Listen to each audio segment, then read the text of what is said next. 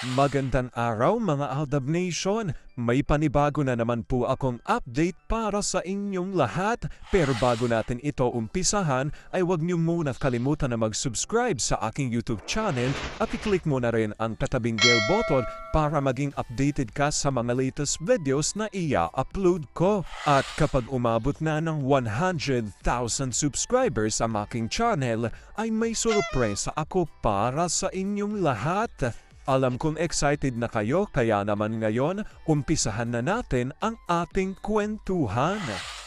Ang pag-uusapan natin ngayong araw na ito kung saan ang mga Aldenatics hindi raw all out ang suporta sa Kathden movie. Pati mga Aldenatics tinalikuran na ang Sarsuela movie na ito. OMG, ano nga bang nangyayari sa kanila? Paano na ang movie na ito? Gaano ito katotoo at may sapat nga bang ebidensya ang makakapagpatunay rito? Well, yan ho ang ating aalamin at pag-uusapan ngayong araw na ito. Pero bago ho yan, ay bibitinin ko muna kayo ng kaunting-kaunti lamang kung saan magbasa muna tayo naman ng nakakatuwang post ni My name is Theo01 sa Twitter. Kaya naman wag na natin patagalin pa at sabi niya sa kanyang tweet, dali na, hindi tayo matatapos nito. Mimi, Nak, kita mo si Playmate na kaya niya o makakaya mo din kasi ang galing-galing mo na. Ikaw, ayaw ko blood. Wala pang 2 seconds na, tapos na agad. Mommy, mas sa labas ka muna para pumayag na siya. No, Mimi dito lang. Pauuwiin ko ang Mimi mo o papayag ka na. Papayag na. I love you. Pagkatapos ng mahabang negosasyon na natapos din. O di ba? Ali o Ines ang kapalit ng lahat. Lahat ng gustong kainin na binibili ng ama pating mga toys na ituturo. Walang pagdadalawang isip, bili agad. Karga ng ama yung isa, nakasampa naman yung isa sa balikat. Only ice cream at cookies pa, napapailing ang ina. Dad, ba't kapayag na saktan kami ni Doc? Hindi niya kayo sinasaktan, nak. Trabaho niya ang kuhanan kayo ng blood samples para malaman kung may problema ba sa health nyo. Pero nasaktan kami. Nak, hindi puro kasiyahan ng buhay. Masasaktan at masasaktan talaga tayo. Love pa rin kami. Higit pa sa buhay namin. Alam kong tuwan-tuwa kayo sa ating binasa pero ngay pag-uusapan na natin ang ating main topic. Oops, wait lang, saglit lang to. May ipapaalala lang ako para sa mga bago pa lang sa aking channel. Huwag niyong kalimutan na mag-subscribe sa aking YouTube channel at i-click nyo na rin ang notification bell para lagi kayong updated sa mga latest videos na i-upload ko at para maging parte na rin kayo ng aking Fanatics channel family. Well, alam kong super excited na kayo sa ating kwentuhan, kaya naman dumako na tayo sa ating main topic. Gaano nga ba katotoo na mga Aldenatics ay hindi raw all out ang suporta sa Kathden movie? Pati ang Aldenatics ay tinalikuran na raw ang Sarsuela movie na ito. OMG, totoo ba ito at ano ang nangyayari sa kanila? Paano na ang movie na ito? Gaano ito katotoo at may sapat nga bang ebidensya makakapagpatunay rito? Well, yan ang ating aalamin at pag-uusapan ngayong araw na ito. Alam kong super excited na kayong malaman yan, kaya naman wag na natin patagalin pa. Unang-una na nga dyan ay galing sa tweet ni Vampire 2019 at ayon sa kanya, pag naaalala ko ang mga post ni Magna Cupid na magaling mangupit sa sarili niyang account, yung mga edited pics na isiningit ang baklang fanot, tuwang-tuwa pa sila ng asawa niya. Ang katumbas naman ay mas masahol ang karma na dumating sa kanilang mag-asawa kaysa sa nanay at tatay niya. Nakakatulog pa ba ang mag-asawa na to paggabi? Tignan niyo ang isa nilang Junaki sa kamukha ng airpat. Sabi naman ni Beth Jimenez, the TV movie industry is slowly dying. I read na yun ang mga showing ng movies this month ay napakatamlay ng kita. Ito bang nilalako na movie will spell the difference? I doubt. mas maraming choices sa MMFF kaya people may option for that sa the reality. Sabi naman ng X-Creature, at last ng mga movies ngayong napapanood na rin sa mga online movie sites. Ba't pupunta ka pa ng mga cinemas? Mas magastos yun. Antay na lang sa Netflix. Enjoy ka pa sa bahay with fam. Sabi naman ni Army, tama po. Pwede ka naman maghintay sa Netflix at doon mo panoorin yung pangbayad. Ibili ng masarap na snacks. Lahat pa kayong pamilya busog.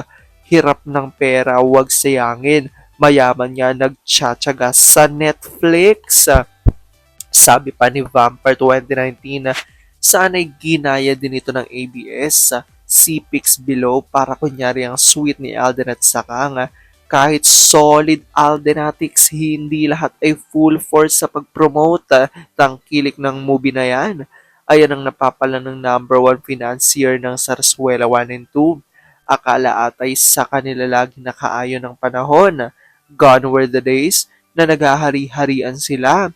Hindi na maibabalik kung anong sila noon.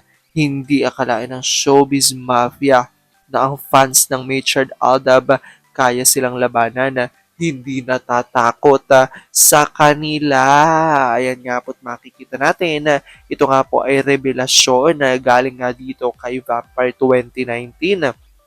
At ayon nga sa kanya, di ba, ayon nga sa kababasa lang natin na hindi na nga raw ganun ka-solid ang Aldenatics sa pagsuporta dito kay Alden sa kanyang movie with Kath. Ayan nga na dito nga sa source ng Aldab Nation. Well, nakakalungkot sa part ni Alden na siguradong ang inaasahan lang ni Alden na susuporta sa kanyang movie ay ang Aldenatics. Kung totoo man ho ito yun ang sigurado inaasahan ni Alden dahil alam naman niya na ang Aldab Nation na hindi dito susuporta dahil may layunin ng mga Aldab Nation na no to solo projects at kung hindi kung hindi si May na ang makakatambal ni Alden sa kanyang proyekto ay talagang hindi susuporta nito ng maraming mga Aldab Nation. Alam naman nating lahat yan. So sigurado ang inaasahan lang ni Alden na susuporta sa kanya at solid na susuporta yung Aldenatics. Pero ayon nga dito sa Vampire 2019 ay hindi na nga raw ganun ka-solid ngayon ang Aldenatics at hindi na nga raw full force ang pagsuporta ng mga Aldenatics dito nga sa solo project ni Alden na movie with Kath. So syempre sobrang lungkot nito sa part ni Alden, especially sa fans ng Kath din. Di ba kung totoo man ang balita na ito na kumakalat ngayon sa social media. Pero syempre, para naman sa mga Aldab Nation, masaya itong balita na ito. Dahil ayon nga sa kanila, para maparamdam raw ito sa management na wala ng effect yung mga movie at mga ginagawang project kay Alden kapag iba ang katambal. Kaya it's time to let go si Alden at sana nga raw ay maisipan na ng management at kanyang mother network, di ba, na wag nang pag-eksperimentuhan itong career ni Alden at sana nga raw ay pagtambalin na muli sa isang proyekto sina Alden at Meng, lalo na nga at talagang pinaninindigan ng mga Aldab Nation na hindi lang basta-basta kung ano lang ang relasyon ng Machard dahil patuloy nga ang paninindigan ng mga Aldab Nation na may anak na nga raw di umano at mag-asawa na nga sina Alden at Meng.